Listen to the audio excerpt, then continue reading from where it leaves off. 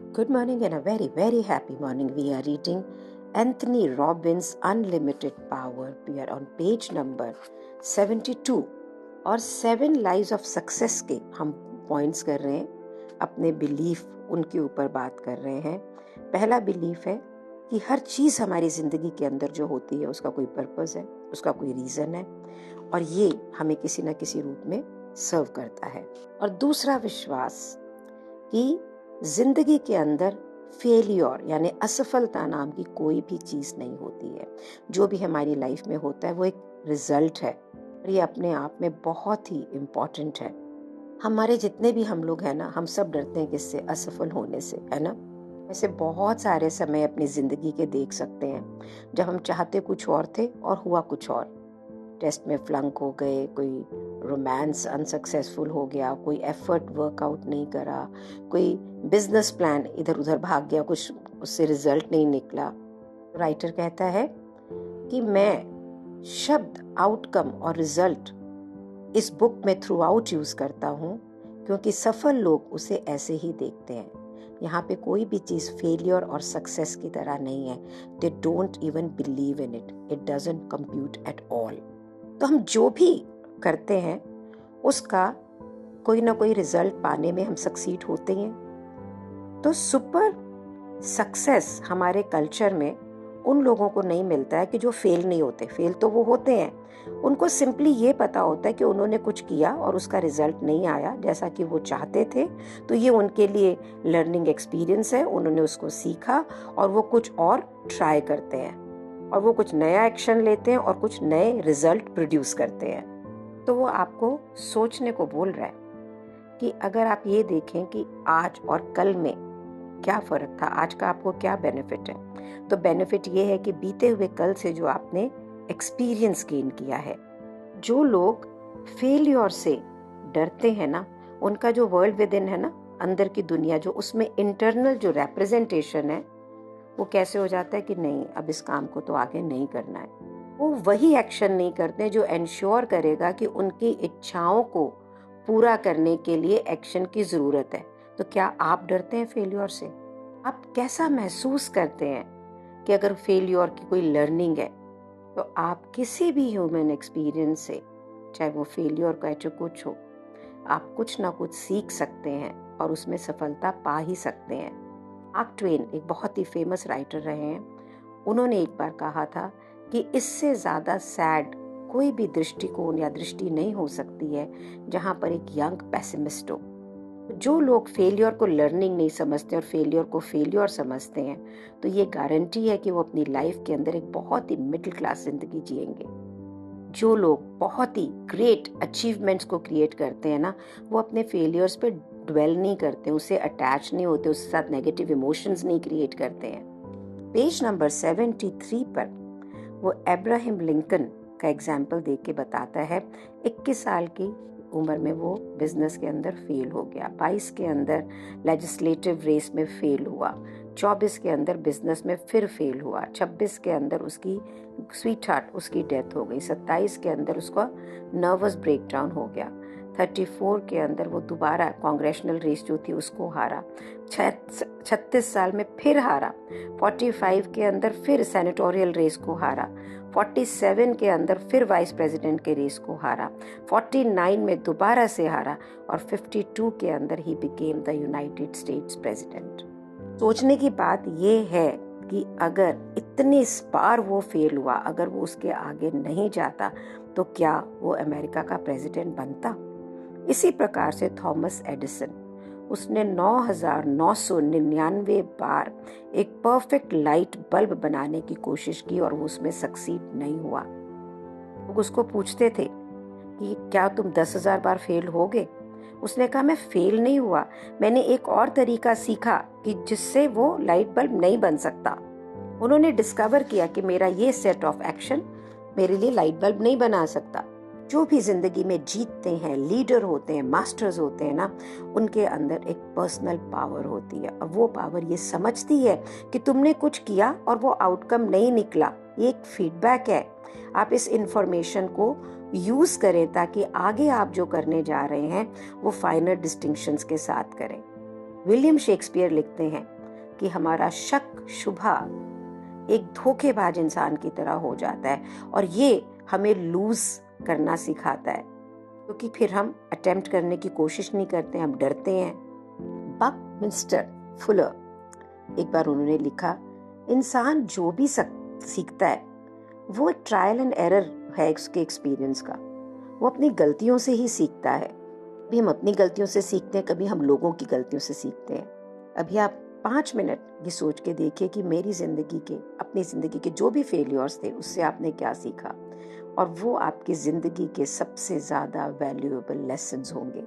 यहाँ पर एक मेटाफर दिया गया है। एक अपने दिमाग में एक पिक्चर करें, एक बिल्कुल शांत सी के अंदर एक हेल्प्समैन है जो जेंटली अपनी बोट को गाइड कर रहा है डेस्टिनेशन पे। कितनी सारी डिविएशन उस रास्ते में आती हैं। हवा का दबाव है ना, पानी का बहाव उसे एडजस्ट करता है, रोटेशन करता है। ये एक बहुत ही खूबसूरत, आप सोचिए जहाज पानी के अंदर जा रहा है और उसको जो उसका कैप्टन चला रहा है वो कभी प्रेशर कम होता है, ज़्यादा होता है, पानी बरसता है, कितनी सारी बाहर की चीज़ें होती हैं, लेकिन उसको स्टीयर करता हुआ अपने रास्ते पे चला जाता है। एक खूबसूरत इमेज की तरह ये आपके लिए है कि ज़िंदगी भी बिल्कुल ऐसे ही जीना है आपको। हम ऐसा सोचते नहीं है ना, जरा सी कोई गलती हुई हम गुम हो जाते हैं, इमोशनल बैगेज क्रिएट कर लेते हैं और ये तो फेलियर है, ये हमारे अंदर की दुनिया में बहुत ही बुरे ढंग से रिफ्लेक्ट करता है। This is all part and parcel of the world with outside us. तो हम में से बहुत से जने हैं, हम इसलिए भी बहुत उदास होते हैं कि हम तो बड़े ओवरवेट हैं। एक एग्जाम्पल्स हैं यहाँ पे बुक में अलग अलग तरीके से आपको ये बताने के लिए कि हम किस प्रकार से पावरफुली अपने फेलियर्स को लर्निंग एक्सपीरियंस की तरह ले सकते हैं। This depends upon our attitude. So बहुत से लोग जो ओवरवेट होते हैं उनके एटीट्यूड क्या है, बहुत ही उनको बुरा लगता है, लेकिन बहुत से लोगों के लिए ओवरवेट कोई फर्क नहीं पड़ता, वो इस फैक्ट को एम्ब्रेस करते हैं। अगर उन्हें एक नया रिजल्ट चाहिए जिसको कहते हैं कि उनको पतले होना है, तो वो एक नए एक्शंस के साथ में नए रिजल्ट की तरफ चलते हैं। राइटर कहता है कि आप अगर ये श्योर नहीं हो कि मैं क्या एक्शन लूँ जो मेरी ज़िंदगी में रिजल्ट प्रोड्यूस करे, तो कहते हैं चैप्टर नंबर 10 में हम उसके बारे में और भी बात करेंगे। और अदरवाइज सबसे बढ़िया तरीका ये है कि किसी ऐसे व्यक्ति को मॉडल करना जिसने ऑलरेडी बिल्कुल रिजल्ट प्रोड्यूस करा हो। तो अगर आप मोटे हैं, पतले होना है, तो जिसने पतले होने का रिजल्ट प्रोड्यूस किया आप उसको मॉडल कर लें। आपको पता ये करना होगा कि उस व्यक्ति ने mentally also and physically also consistently क्या एक्शन किए हैं टू रिमेन थिन। वही एक्शन प्रोड्यूस करें तो वही सेम रिजल्ट्स आएंगे। और अगर आप ऐसा नहीं करते और एक्सेस वेट को अपना फेलियर गिनते हो तो क्या होगा, इमोबिलाइज्ड, नहीं मेरी तो किस्मत ही है, मैं तो हो ही नहीं सकती हूँ, है ना। लेकिन the moment you change it into a result you produce, you can change everything now. तो आपका सक्सेस एश्योर्ड हो जाएगा। अगर हम इस चीज को अपने दिमाग में सेट कर लें कि मैं तो फेलियर हूँ, ये विश्वास हो जाए, तो आप ये क्या कर रहे हो, आप एक नेगेटिव इमोशन को अपने माइंड के अंदर स्टोर कर रहे हैं। ये आपकी फिजियोलॉजी को, आपकी हेल्थ को भी डैमेज करेगा, आपके सोच के प्रोसेस को डैमेज करेगा, आपकी किसी भी अवस्था को डैमेज करेगा। यहाँ पे एक बहुत ही पावरफुल कॉन्वर्सेशन है डॉक्टर रॉबर्ट स्कूलर, उनकी जो पॉसिबिलिटी थिंकिंग के ऊपर वो पूछ रहे हैं आपसे क्वेश्चन। अगर आपको ये विश्वास हो कि आप कभी भी फेल नहीं हो सकते, तो आप क्या चीजें अटेम्प्ट करेंगे, इसके बारे में सोचिए। आप इसका क्या आंसर दोगे। पूछ रही हूं मैं आपसे कि अगर आपका ये पक्का हो जाए कि आपने तो कभी फेल होना ही नहीं है, तो आप फिर इस जिंदगी में कौन से एक्शन लेंगे, कैसे आप जिएंगे। अगर ये विश्वास हो कि मैं तो फेल हो ही नहीं सकता, तो क्या आप न्यू सेट ऑफ एक्शन नहीं लोगे ना, और डिजायरेबल न्यू रिजल्ट्स नहीं प्रोड्यूस करोगे ना। तो अब आपको ये नहीं लगता है कि आप उन एक्शंस को लें और वही आपकी जिंदगी को बेटर करेगी। आपको ये नहीं लग रहा है क्या कि यही एक रास्ता है ग्रो करने का। इस पल, इस मोमेंट से आप इस चीज को रियलाइज करें कि यहाँ पे कोई भी चीज़ ऐसी नहीं है which is a failure, it is a result of our certain action. और ये एक्शन प्रभावित होते हैं बाहर की बहुत सारी चीज़ों से। रिजल्ट तो हम प्रोड्यूस कर रहे हैं, लेकिन वो रिजल्ट शायद ऐसा नहीं है जो हमारी इच्छा के अनुसार हो। तो हम एक्शन को बदलेंगे तो हम नए रिजल्ट प्रोड्यूस करेंगे। ये जो वर्ड है ना, फेलियोर, असफलता, इसको एक बहुत बड़ा क्रॉस मार दीजिए और अब लिखना शुरू करें आउटकम। मैंने एक एक्शन किया, उसका ये आउटकम था। हमें कई बार ये लगता है हमने बहुत तैयारी की, हमने बहुत सारी चीज़ें बनाई, हमने एक एग्जीबिशन की और वो हमारा सफल नहीं हुआ, वैसे नहीं हुआ। Try to understand the problem is not your product. There might be other people who are making different kind of things. There are people who have not come in. Maybe they don't need that product right now. बहुत सारी चीज़ें हैं. What we blame, I didn't become successful. I didn't do so. So commit yourself to learning from every experience. और हम तीसरे belief की अगर बात करें ना, whatever happens, take responsibility. महान लोगों की, ग्रेट अचीवर्स में कॉमन ट्रेट है, वो इस विश्वास पे बिलीव करते हैं कि वही दुनिया क्रिएट करते हैं, है ना। I am responsible and I will take care of it. Achievers जो हैं वो नो मैटर क्या होता है, अच्छा बुरा, इस चीज के लिए करते हैं कि हाँ ये मैंने किया। फिर कहता है कि ये चीज़ों को मैं फिजिकली प्रूव नहीं करके दे सकता हूँ, कोई भी साइंटिस्ट प्रूव नहीं कर सकता कि हमारी सोच क्या रियलिटी क्रिएट कर रही है, लेकिन ये एक यूजफुल है, एक एम्पावरिंग बिलीफ है जो कहता है मैं ये विश्वास करता हूँ कि अपने जिंदगी के एक्सपीरियंसेस को हम खुद जनरेट करते हैं, अपने बिहेवियर से, चाहे अपनी सोच से, और हम हमेशा उससे कुछ ना कुछ सीख सकते हैं। अगर आप ऐसा नहीं सोचते हैं ना कि भी आपके सक्सेस और फेलियर आपके हाथ में है, तो आप हमेशा सर्कमस्टांसेस, वातावरण, जो भी आपके आसपास हो रहा है उसके मर्सी पे ही हो। आप एक ऑब्जेक्ट हो, सब्जेक्ट नहीं हो जिसको एक फुटबॉल हो जिसको मारा यहाँ वहाँ यहाँ करता चला गया। बताइए ऐसी जिंदगी का क्या फायदा है जब आउटसाइड फोर्सेस के लिए आप सिर्फ एक प्रोडक्ट हो, से कहीं भी कुछ भी किया जा सकता हो। अपनी लाइफ की रिस्पॉन्सिबिलिटी को, अपने एक्शंस की रिस्पॉन्सिबिलिटी को लेना, राइटर कहता है, एक पर्सनल पावर ऑफ मैच्योरिटी का सबसे ज्यादा बड़ा मेजर है। तो अगर आप फेलियर पे विश्वास नहीं करें और ये विश्वास रखें कि मैं तो जो चाहती हूँ वो आउटकम निकलेगा ही निकलेगा, राइट, कुछ भी यहाँ पे खोने को नहीं है।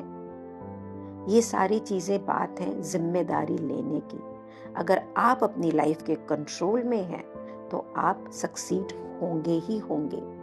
यहाँ पे जॉन एफ कैनेडी की लाइफ से एग्जाम्पल देते हुए राइटर कहते हैं कि उनकी लाइफ के अंदर, now I don't know Bay of Pigs एक कोई इंसिडेंट कुछ हुआ होगा, but he took responsibility of it. The moment he took responsibility of it, लोगों की नज़रों में और उनकी अपनी पर्सनालिटी में from a able young politician से वो एक लीडर बन गए। उस जो भी हुआ उसकी जिम्मेदारी लेके वो एक ग्रेट लीडर की तरह उन्होंने बिहेव किया, एक ऐसे लीडर की तरह जो अपनी पावर की रिस्पॉन्सिबिलिटी को लेता है। यही रिस्पॉन्सिबिलिटी का सिद्धांत आपकी और मेरी पर्सनल लेवल की जिंदगी पे भी काम करता है। हम लोगों ने ना अपनी जिंदगी के अंदर बहुत बार ये देखा है कि हम किसी और अपने लव्ड वन से कुछ पॉजिटिव एक्सप्रेशन देना चाहते हैं, कुछ एक्सप्रेस करना चाहते हैं, बात करना चाहते हैं, हम उन्हें बताना चाहते हैं। जब हम लोगों को समझाते हैं, करते हैं ना, हम क्यों करते हैं? क्योंकि हम उन्हें बहुत प्यार करते हैं। लेकिन उन्हें कैसा लगता है कि नहीं, हम तो उन्हें प्यार नहीं करते हैं, पता नहीं उनको क्या क्या बोल रहे हैं, और फिर वो अपसेट हो जाते हैं। होता है ना, मम्मी पापा बच्चों के अंदर, फैमिली के अंदर होता है। टेंडेंसी क्या होती है, वो नाराज होते हैं, हम खुद भी नाराज होते हैं, हम उन्हें ब्लेम करते हैं कि आज की जनरेशन तो यही कर रही है। एक एग्जाम्पल है ये इजी वे आउट है, पर ये सबसे वाइज वे आउट नहीं है।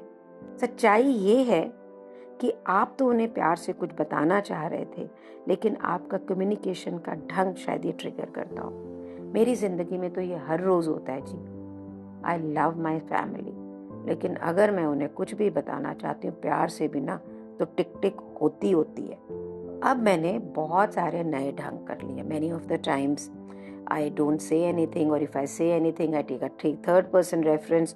तो वही ये बता रहा है कि आप जो लव एक्सप्रेस करना चाहते हैं, जहाँ से एक फैमिली में टिक टिक होती है, तो you can still produce the communication and the result you desire, आपको याद ये रखना है कि आपने पहले जिस ढंग से बात की उससे वैसा आउटकम नहीं आया जो आप चाहते थे, तो आपको अपने बिहेवियर को, अपनी टोन ऑफ वॉइस को, अपने फेशियल एक्सप्रेशन को बदलना है।